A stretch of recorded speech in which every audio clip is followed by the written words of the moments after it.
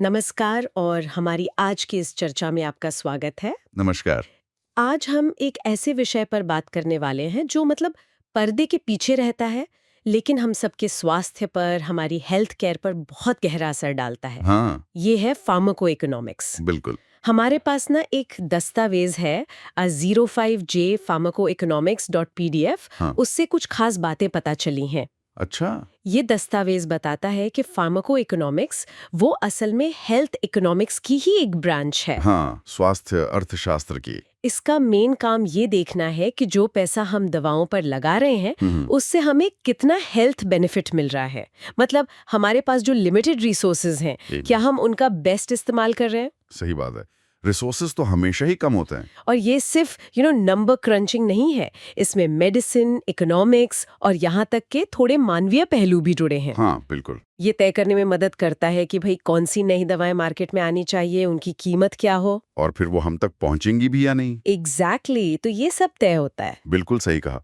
दस्तावेज में ना आईस्पॉर यानी international society for pharmaco economics and outcomes research की एक परिभाषा भी है। हाँ, क्या कहती है वो? वो कहती है कि ये दवाओं, सर्विसेज और प्रोग्राम्स के इस्तेमाल से जुड़ी लागत, मतलब इनपुट और उनके नतीजे यानी आउटकम का अध्ययन है। ओके। ये इंडिविजुअल लेवल पर, कंपनियों के लेवल पर और पूरे बाजार के लेवल पर होता है।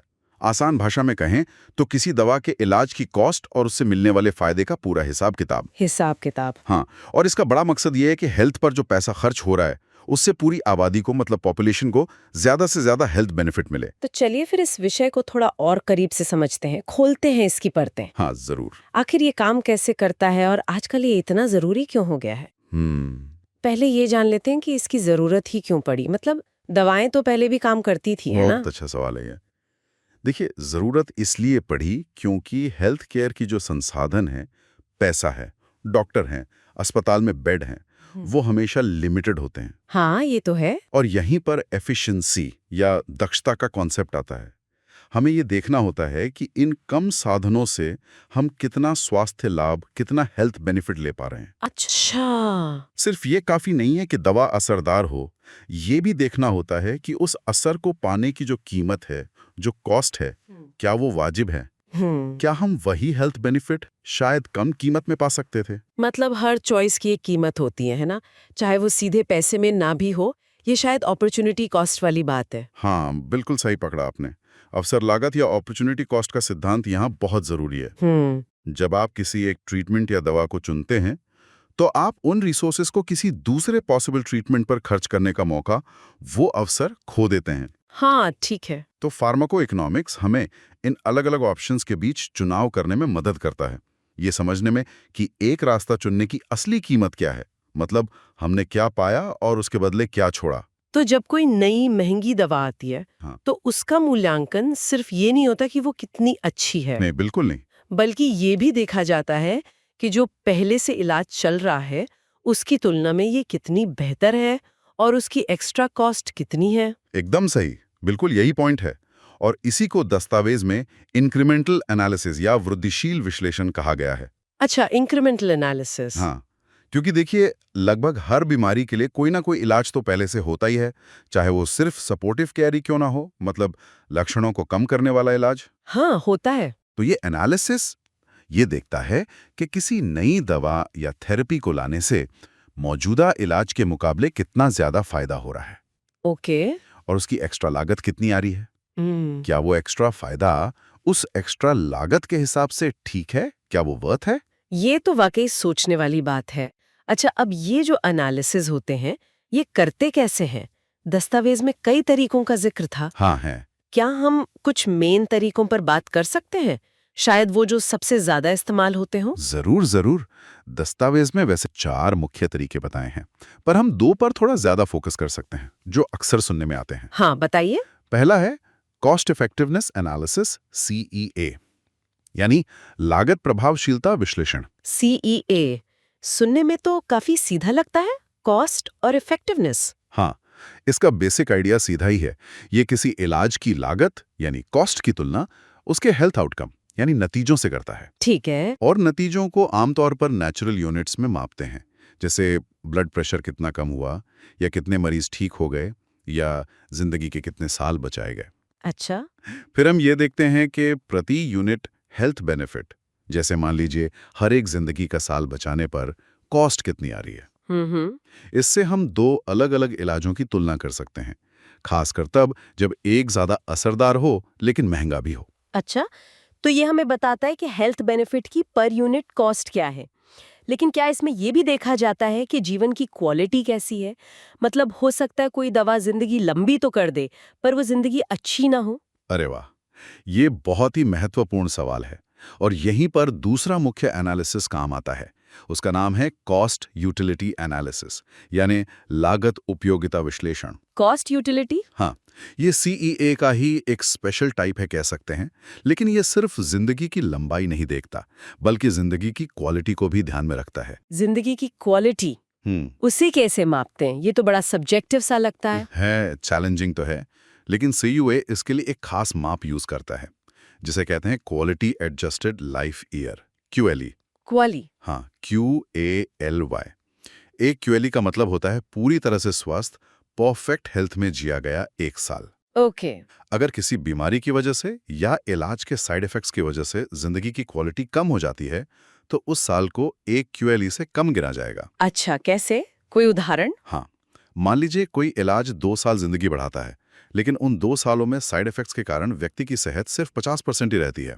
मतलब उसकी क्वालिटी ऑफ लाइफ आधी है। ठीक है। तो उसे एक क्यूएलई गिना जाएगा, यानी 2 साल गुणा 0.5 क्वालिटी। अरे वाह, सीओए फिर ये देखता है कि एक क्यूएलई हासिल करने की लागत कितनी पड़ रही है। कमाल है। तो क्यूएलई मतलब जिंदगी की लंबाई और क्वालिटी दोनों को एक ही नंबर में ले आता है। बिल्कुल।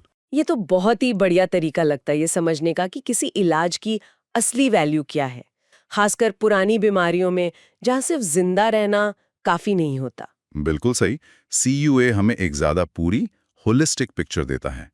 वैसे दस्तावेज में दो और तरीकों का भी जिक्र है। एक कॉस्ट मिनिमाइजेशन एनालिसिस सीएमए है। सीएमए। हाँ, वो तब इस्तेमाल होता है जब दो इलाजों के नतीजे बिल्कुल एक जैसे माने जाते हों। तब बस ये देखते हैं कि कौन सा सस्ता है, सिंपल। अच्छा, अगर नतीजे सेम है तो सस्ता वाला चुनो। ठीक है।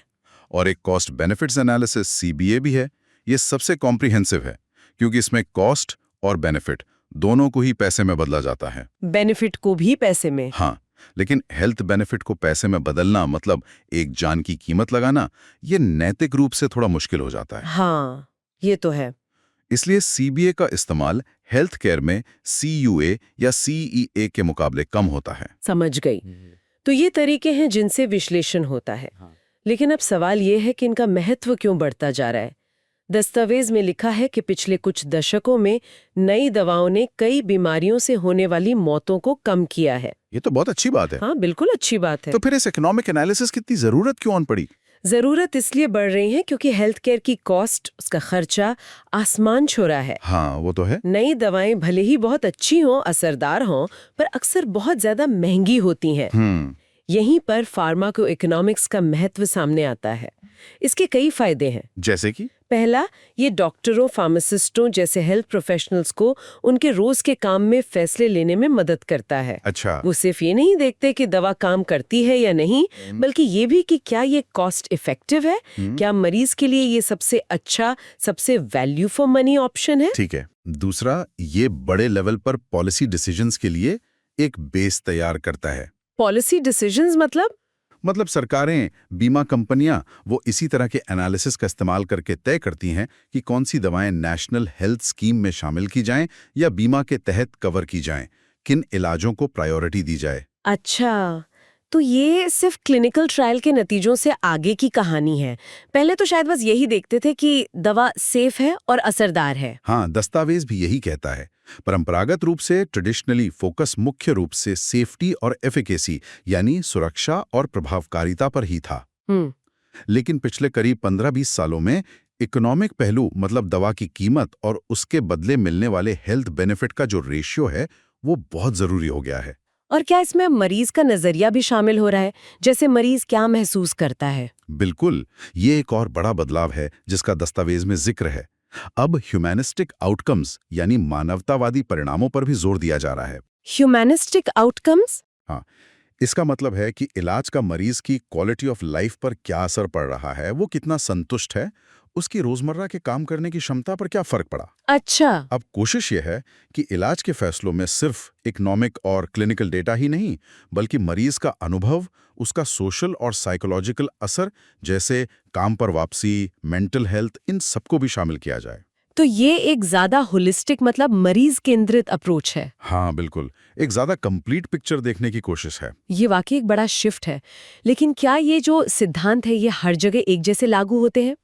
दस्तावेज में भारत जैसे डेवलपिंग देशों का भी जिक्र था, वहाँ क्या स्थिति है? ये एक बहुत बहुत जरूरी पॉइंट है जो दस्तावेज उठाता है। देखिए, भारत दुनिया में जेनेरिक दवाओं का एक बहुत बड़ा प्रोड्यूसर है। हाँ, सस्ती दवाएं यहाँ बनती हैं। बिल्कुल, लेकिन इसके बावजूद देश की एक बड़ी आबादी के लिए बेसिक हेल्थ सर्विसेज और जो जरूरी दवाएं हैं, एसेंशियल मेडिसिन्स, वो भी आसानी से उपलब्ध नहीं है। हाँ, ये तो एक विरोधाभास जैसा है ना? और ये फार्माको-इकोनॉमिक्स के सामने एक बहुत बड़ी चुनौती है।